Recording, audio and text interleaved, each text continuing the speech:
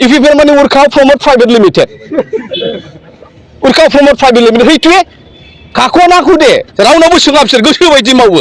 रावबो सिभिल ससाइटिनाव सोङाखै मेलेमजिबि बर'फोरनाव सोङाखै सानसुमैफोरनाव सोङाखै हारसिङै गोसो बायदि मावदों प्रमदाल' बर' नामा प्रमदाल' लिडार नामा बिनि हुदाया बिराद गाज्रिखा लासिंसिं रोङा गारानो बिबो पास जायाखैनो माथो मिथिनाय मथे पिएल' पासनो बोरैबा खेरेखमबा पिअ पास करेसेबले प्रमद बर' डाङरियाय हा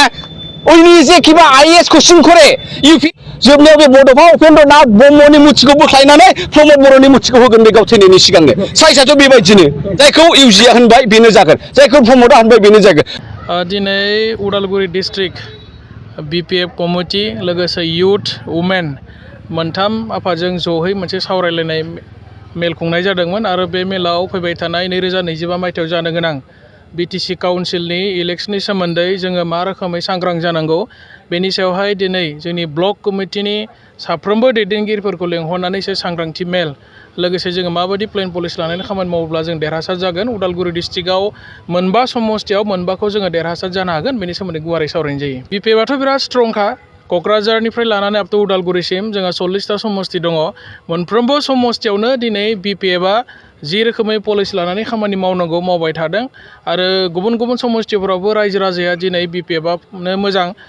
हाग्रामा महिलारि बिथाङानो मोजाङै दैदेनदोंमोन बीटीसीखौ बे खोथाखौ जोङो बुंबाय थानायखौ मोन्दों आरो पाब्लिकनिफ्राय जाखिनि फिडबेक मोननांगौ बियो जोबोद मोजां आरो बीपीएफ सरकार फैगोना 100% माने दिनैनि तारिखआव रोखा जानानै दङ एलायन्सनि खोथा सावरायनाया नंगौ दिनैसिम खेबथाम सावरायबाय आरो गिबिसिनाव एबसुनिफ्राय फैनाय जि प्रप'जेल दा बेखौ बीपीएफ दोला वेलकाम खालामनानै बिथांमोननि खावलायनायखौ सनमान होनानै दासिम खेबथाम सावरायनाय जाबाय आरो बीपीएफ दोलोनिफ्राय साथाम जोंनि सेनियर दैदेनगिरिफोरखौ सावरायनो थाखाय दायथ' होनाय जादोंमोन नाथाय गेजेर ससेयाव जोङो मोनसे खोथा नुनो मोन्दों जे यूपीपीएल दोलोनिफ्राय मोनसे प्रपागान्डा आरम्भ जादों जोङो खोब पजिटिभलि खोथाफोरखौ लादोंमोन नाथाय यूपीपीएल दोलोनि सानैसो दैदेनगिरिनिफ्राय ओरैबायदि मोनसे माने प्रपागान्डा दिहुनना होदों बिथांमोना जे हाग्रामा महिलारिया दिसपुराव थांनानै मिनिस्टार जागोन शिबा प्रमद बर'आसो जागोन बेबायदि सावरायफुबाय थानाय समाव बिथांमोननिफ्राय प्रपागान्डा ओंखारनाय लोगो लोगोनो जोङो बिथांमोननि सायाव एसे सन्देह जादों आरो जे सावरायनाया नंगुबै गोसोजों सावरायमारदों ना बीपीएफ दोलोखौ गाज्रि खालामनो धंस' खालामनो थाखायसो माबा मोनसे बिथांमोना हाइडेन एजेन्डा लानानै जोंजों सावरायफ्लादों दा बिनि सायाव जोंहा गोबां माने प्रश्न बिथांमोननि सायाव जोङो सिखारदों दा बेनिखायनो जोंथ' लुबैदोंमोन जे सावरायनाया इन द ट्रु सेन्स मोजां रोखोमै सावरायनाय जाथों बीटीसी जौगानायनि सार्थआव सावरायनाया जाफुंसार जाथों बीपीएफनिफ्राय जों बेखौ लुबैदोंमोन नाथाय बिथांमोननिफ्राय बेबायदि जेब्ला प्रपागान्डा ओंखारबाय दा बिथांमोननि सावरायनो लुबैनाया नंगुबै सावरायनाय ना ओरैनो खालामफ्लानाय ना बीपीएफ दोलोखौ फोजोबस्रांनो थाखाय माबा मोनसे हाइडेन एजेन्डा दङ नामा दा बिथांमोननि सायाव जोङो बेबायदि माने साननो गोनां बाध्य जादों ना बेथ' मावनो हादों होनना बुंब्लाथ' जों मा एग्जाम्पल दङ दिनैनि तारिखआव यूपीपीएलआ मावनो हादों होनना बुंनो हानाय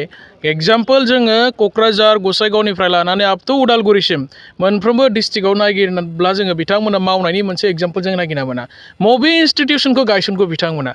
ना दिनै इन्जिनियारिं कलेज बानायनो हाखो ना दिनै CIT बायदि माबा मोनसे टेक्निकेल इन्स्टिटिउसन बिथांमोना बानायनो हाखो ना मोजां मोनसे हस्पिटाल लुनो हाखो ना दालां लुनो हाखो पार्मानेन्ट डेभेलपमेन्टनि थाखाय मा मावखो जोंथ' दिनै नागिरनो मोनां एग्जाम्पल गैया जेरावबो नागिरोब्लाबो बिथांमोना मावदों होनना बुंब्लाबो जों एग्जाम्पल नुनो मोना खै किल'मिटार पाका लामा बानायखो खयथा दालां बानायखो खैथा फ्लाइअभार बानायखो दिनैथ' जों नागिरनानै मोना माखौ मावदों होननानै बिथांमोना बुंबाय थादों जोंथ' नुनो मोनाखै बिथांमोननि मावनाय समनि सरकारनि पिरियडआ दिनै सारि बोसोर बारबाय इलेक्सन जानो बारा समानो गैला आरो मा मावबोगोन समानो गैला बिथांमोना बुंदों मावदों मिशन भिजन बायदिसिना फोसावबाय थायो अबे मिशना साक्सेस जाखो साक्सेस जानाय एग्जाम्पल जों दिनैनि तारिखआव नागिरनानै मोना गावसोर जेसेबां बुङा मानो रायजो राजा बयबो दिनै मिन्थिगौ आरो दिनै बेनिखायनो बयबो रायजो राजा बुंदों जे दिनै बीटीसीखौ जौगाखांनांगौबा हाग्रामा महिलारिनि अनगायै आरो गुबुन रावबो बाहायखौ माने जौगाखांहोनो हानाय नङा बिथांनि सायावल' जोंहा फोथायनाय दं बेखौ दिनै ग्रासरुट लेभेलावबो रायजो राजाफ्रा दिनै सावरायगासिनो दङ सान्ति परिबेगा अब्लासो बुंगोन जोङो जेब्ला साफ्रोमबो सोमावसारग्रा बेनि हाथियार लाना सोमावसारनाय साफ्रोमबो सुबुङा दिनै जेलनिफ्राय उदां जाब्ला जों सान्ति जाबाय होनना बुंनो हागोन दिनैसिमबोथ' गोबां दैदेनगिरि रन्जन निमेखौ लानानै आरो गुबुन गोबां दैदेनगिरिफोरा बिथांमोनाथ' दिनैसिमबो जेलाव दङना दा बिथांमोनखौ बख'नायनि थाखाय मा प्रसेस खालामदों बिथांमोना दिनैसिमबोथ' जोङो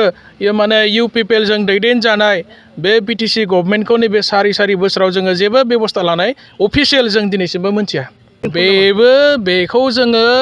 दे अनला ओंख्रि नारजि ओंख्रि आर'नाइखौ GI टेग खालामबाय बेजोंल' जौगायाब्रा बे जोंनि आइडेन्टिटिखौ मोनदों जों थिगानो आर'नाइयाथ' दिनैनि खोथा नङा गोदोनिफ्रायनो बर'फ्रा बेखौ ट्रेडिसनेलि मोनसे जोंनि ड्रेस हिसाबै जों बाहायबोदों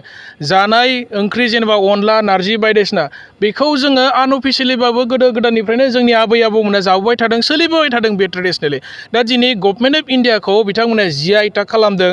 बेखौ जोङो मोजां मोनदों खिन्थु बेखौल' मावब्लानो जे हारिया माने मावनो गोनां जेबो गैला बेबायदि खोथा नङा बेनि अनगायैबो जोंहा मेजर माखासे इस्युफोर दङ जेरै सोलोंथाइनि बिथिङाव हेल्थ सेक्टरनि बिथिङाव आबादनि बिथिङाव साख्रि बाख्रि होनायनि बिथिङाव अबे बिथिङाव बिथांमोना माने मावनो हादों बेफोरखौथ' मावनो हायाखैना बिथांमोना दा दिनै इनफ्रास्ट्राक्चार डेभेलपमेन्टआ जेरैबायदि जानांगौमोन जेरावबो गैया मावनो हायाखै बिथांमोना खालि कागज कलमै लेक्सार होबा खोथा मोनो माने डेभेलप जाया बिटिसिआ दा बेनिखायनो जोङो रायजो राजाफोरनि गोसोखौ जों मोनदांबाय जे बिथांमोना बयबो दिनै फिन हाग्रामा महिलारिनि सरकारखौ नागिरफिनदों आरो 2025 सनाव हाग्रामा महिलारि सारा बिटिसिखौ फिन सालायफिननो हानाय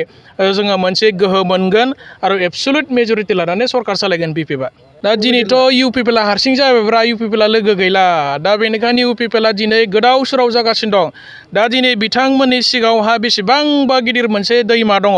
बे दैमाखौ बारनो थाखाय सोरनिबा आखाइ हमनानै बारनो हायो नामा दिनै UPPला बेबायदि माने नागिरबाय थादों होनना जों अनुभव खालायो जों फिलिंस खालायो आरो मानोना BJPआथ' थांनाय 30 तारिख जुलाइआव आसामनि chief minister doctor Hemant Biswa Sharma बिथाङा बुंखाबाय जे जोङो 2025 सनाव हारसिं इलेक्सन गेलेगोन दा दिनै UPPला हारसिं इलेक्सन गेलेनो हानायनि खुनु मोनसे बिथांमोनाव केपासिटि गैया आरो जायनि थाखाय बिथांमोना सोरजोंबा लोगो जानानै सरकाराव थाफानो हायो नामा बेबायदिसो लामा नागिरगासिनो दं UPP दोला दिनै खारन बिथांमोना दिनै रायजो राजाफोरनि जि बिसास जि मोनसे बिसास आरो परिबर्तननि थाव जों बिथांमोननो 2020 सनाव रायजोफोरा UPPनो भट होदोंमोन दिनै बे बिसासखौ बिथांमोना दिनै मावफुंनानै दिन्थिनो हायैनि थाखाय रायजोफोरा आरो बिसोरखौ फोथायला रावबो दिनै UPPनो भट होनो हाला आरो दिनैनि तारिखाव इलेक्सन जायोबा UPPला 7 बारा देरहाया बिथांमोना